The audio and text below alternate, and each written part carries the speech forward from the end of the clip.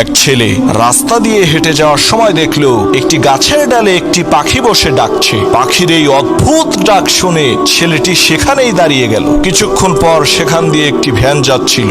সেই ভ্যানে ছিল 4 জন লোক, একজন হিন্দু ভ্যান চালক, একজন কৃষক, একজন কুমার আর একজন হুজুর। সেই ছেলেটিকে গাছের দিকে চেয়ে থাকতে দেখে সেই হিন্দু ভ্যান চালক বলল, কিরে কি দেখিস? ছেলেটি ভ্যান চালককে বলল, কাকা দেখেন তো এই পাখিতে কয় কি? সেই হিন্দু ভ্যান চালক বলল, পাখিতে কয় হরে কৃষ্ণ রাধা। সাথে সাথে কৃষক বলল, ধুর মিয়া, পাখিতে কয় পেঁয়াজ রসুন আদা। কুমার বলল, আমি স্পষ্ট শুনছি পাখিতে কয় হাড়ি পাতিল খাদা। আর হুজুর বলল, না রে ভাই, পাখিতে কয় আল্লাহ রসুল খোদা। গাছের নিচে দাঁড়ানো সেই ছেলেটি সবাইকে বলল, আপনারা থামেন। এক আল্লাহ, এক রসুল, এক কোরআন হওয়া সত্ত্বেও মুসলমান কেন দলে দলে বিভক্ত আজকে আমি ভালোভাবেই বুঝতে পারলাম। চিন্তাকে উন্মুক্ত করুন, তাহলেই পাখির আসল ডাক শুনতে পাবেন।